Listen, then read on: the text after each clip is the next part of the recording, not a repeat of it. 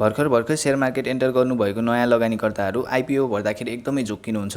उहाँहरूले चाहिँ अब मेरो सेयर खोल्नुहुन्छ अनि मेरो सेयरमा चाहिँ खोल्दाखेरि चाहिँ त्यहाँ अब कुन आइपिओ नयाँ आएको छ भनेर चेक गर्दाखेरि चाहिँ अब आइपिओ भनेर त लेखेको हुन्छ, तर त्यहाँ चाहिँ डिभेन्चरको आइपिओ हुन्छ, म्युचुअल फन्डको आइपिओ हुन्छ र अर्डिनेरी सेयरहरूको पनि आइपिओ हुन्छ। अब चाहिँ नयाँ लगानीकर्ता चाहिँ कुन आइपिओ भर्ने हो हामीले त्यसमा चाहिँ झुक्किनुहुन्छ र एउटा आइपिओ भर्ने सट्टा चाहिँ अर्को आइपिओ भरिदिनुहुन्छ। जस्तै कुनै नयाँ कम्पनीले आइपिओ निष्कासन गर्दैछ अर्डिनेरी सेयरको, त्यो भर्ने सट्टा चाहिँ उहाँहरूले डिभेन्चर भरिदिनुहुन्छ अथवा म्युचुअल फन्ड भरिदिनुहुन्छ, जुन चाहिँ उहाँहरूलाई नलेजै छैन। त्यसकारण चाहिँ अब यस्तो कुराबाट बच्नको लागि आज म हजुरहरूको लागि एउटा डिटेल भिडियो लिएर आएको छु, जसमा चाहिँ हजुरहरूलाई म आइपिओको बारेमा, ordinary share, debenture, mutual fund, FPO र राइट सेयरको बारेमा सम्पूर्ण जानकारी दिनेछु। सुरुमा हामी बुझौँ आइपिओको बारेमा। हामीले मेरो सेयर खोलेर आइपिओ कुन खुलेको छ भनेर चेक गर्दाखेरि चाहिँ हामीले त्यहाँ चाहिँ 3 प्रकारको आइपिओहरू भेटाउन सक्छौँ, जुन चाहिँ अर्डिनेरी सेयरको एउटा आइपिओ हुन्छ, अर्को डिभेन्चरको आइपिओ हुन्छ र एउटा म्युचुअल फन्डको आइपिओ हुन्छ। अब हामी सुरुमा बुझौँ अर्डिनेरी सेयर्स भनेको के हो त। कुनै पनि प्राइभेट कम्पनी पब्लिक कम्पनीमा ट्रान्सफर हुँदैछ भने त्यो कम्पनीले चाहिँ आफ्नो कम्पनीको सेयरहरू चाहिँ सर्वसाधारणहरूलाई बेच्छ। यो प्रोसेसमा चाहिँ कम्पनीले आइपिओ निष्कासन गर्छ र आइपिओ निष्कासन गर्दाखेरि यस्तो कम्पनीको आइपिओ चाहिँ मेरो सेयरमा चाहिँ अर्डिनेरी सेयर्स भनेर लेखेको हुन्छ।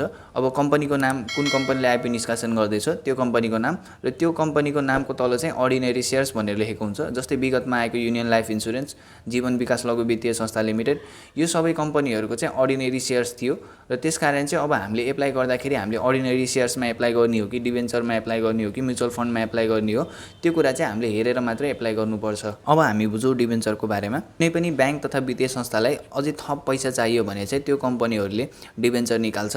डिभेन्चरमा चाहिँ के हुन्छ भन्दाखेरि हजुरले अब हामीले चाहिँ कहिलेकाहीँ ब्याङ्कदेखि लोन लिन्छौँ, कतैदेखि लोन लिन्छौँ, त्यस्तै गरी ब्याङ्क तथा वित्तीय संस्थाहरूले हजुरदेखि लोन लिन्छ। जो चाहिँ अब लगानी गर्न इच्छुक हुनुहुन्छ उहाँहरूसँग लोन लिन्छ। लोन लिँदाखेरि के हुन्छ भन्दाखेरि यो चाहिँ लोनको एउटा फिक्स टाइम पिरियड हुन्छ, जस्तै 5 वर्ष 10 वर्षको एउटा टाइम पिरियड हुन्छ होइन।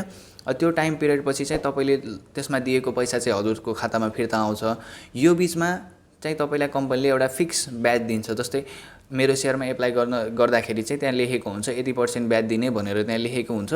त्यति % ब्याज चाहिँ हजुरले प्रत्येक वर्ष पाइराख्नुहुन्छ र जब चाहिँ तपाईँले अब त्यसको टाइम पिरियड सकिन्छ तपाईँले लगानी गरेको पैसा चाहिँ तपाईँको खातामा आउँछ र ब्याज पनि तपाईँको प्रत्येक वर्ष तपाईँको खातामा आइरहन्छ। डिभेन्चरमा चाहिँ हजुरहरूले कुनै कम्पनीको अब सेयरहरू पाउने होइन, तर हजुरहरूले चाहिँ अब एउटा त्यहाँ लगानी गर्नुहुन्छ अनि लगानी बापत चाहिँ केही रिटर्नहरू आउँछ। जस्तै फिक्स डिपोजिट गरे जस्तै फिक्स डिपोजिट चाहिँ अब 3 महिना 6 महिना 1 वर्ष 2 वर्ष 3 वर्ष 5 वर्षको हुन्छ होइन।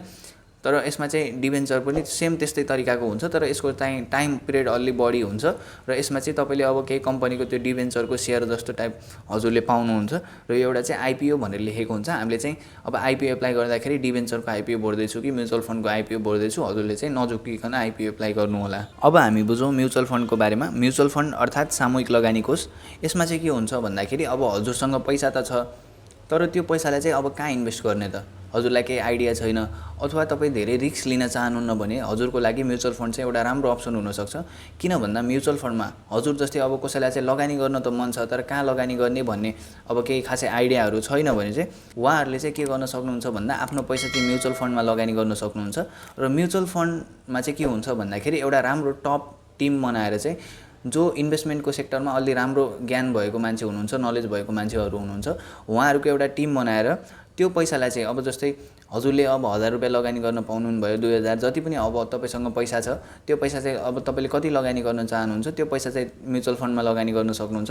र हजुर जस्तै अरू टन्नै थुप्रै मान्छेहरूले चाहिँ म्युचुअल फन्डमा लगानी गर्छन् र त्यो पैसालाई चाहिँ अब फन्ड म्यानेजरले चाहिँ अलग अलग सेक्टरमा लगानी गरेर त्यहाँदेखि आएको रिटर्नदेखि केही % चाहिँ आफ्नो फीहरू राख्छन् उनीहरूले र बाँकी पैसा चाहिँ जसले लगानी गर्नुभएको थियो उहाँहरूलाई चाहिँ फाइदा चाहिँ उहाँहरूलाई लगानीकर्ताहरूलाई बाँडिदिन्छन्। यही नै हो म्युचुअल फन्ड। राइट सेयर पनि सेम एउटा आइपिओ जस्तै हो। कुनै पनि कम्पनीको आइपिओ खोल्दाखेरि सबै सर्वसाधारणहरूले चाहिँ त्यो आइपिओ एप्लाई गर्न मिल्छ।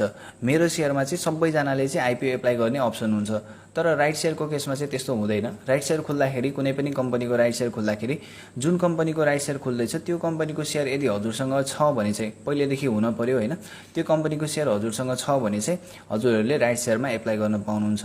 र राइट सेयरमा पनि हजुरले कम्पनीको सेयर छ भन्नेमा पनि एप्लाई गर्न पाउनुहुन्न।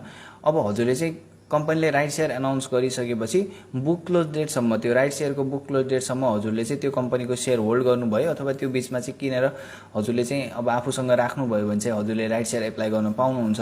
यदि चाहिँ अब तपाईसँग कम्पनीको सेयर छैन, बुक क्लोज पछि किन्नु भएको छ भने चाहिँ हजुरले राइट सेयर एप्लाई गर्न पाउनुहुन्न। अब बोनस र राइट सेयरमा चाहिँ के फरक छ त? अब कम्पनीले चाहिँ डिभिडेन्ड दिँदाखेरि अथवा बोनस सेयर दिँदाखेरि हामीले केही पैसा तिर्नु पर्दैन। कम्पनीले चाहिँ आफैले अब हाम्रो डिम्याट एकाउन्टमा चाहिँ त्यो बोनस सेयरहरू राखिदिन्छ। तर राइट सेयरको केसमा चाहिँ हामीले कम्पनीलाई चाहिँ पैसा तिर्नुपर्ने हुन्छ। अब राइट सेयर निकाल्ने कम्पनीले चाहिँ खासै राम्रो कम्पनी मानिँदैन। किन भन्दा अब राम्रो कम्पनीले चाहिँ अब आफैले कम्पनीले चाहिँ अलग अलग ठाउँमा लगानी गरेर कम्पनीले चाहिँ फाइदादेखि चाहिँ अब आफ्नो लगानीकर्ताहरूलाई अब त्यो पैसा फाइदाको पैसालाई चाहिँ अब बाँड्छ।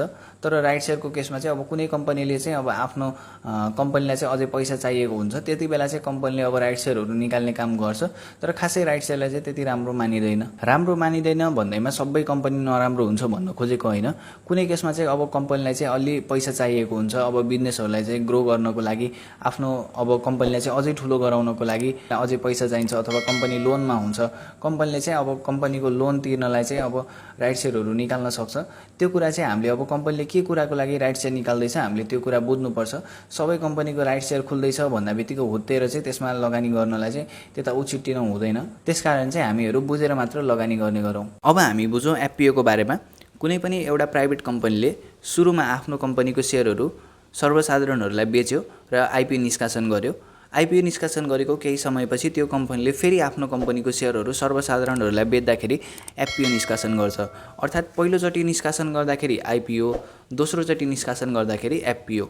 अब एफपिओ र राइट सेयरमा के फरक छ भन्दाखेरि एफपिओ चाहिँ सबै सर्वसाधारणहरूले एप्लाई गर्न पाइन्छ भने राइट सेयर चाहिँ त्यस्तो हुँदैन। राइट सेयर चाहिँ कम्पनीको पुरानो लगानीकर्ता अर्थात् जो लगानीकर्तासँग त्यो कम्पनीको सेयरहरू पहिल्यैदेखि छ त्यो लगानीकर्ताले मात्रै राइट सेयरमा आवेदन दिन पाइन्छ भने एफपिओमा चाहिँ सबै लगानीकर्ताहरूले आवेदन दिन पाइन्छ।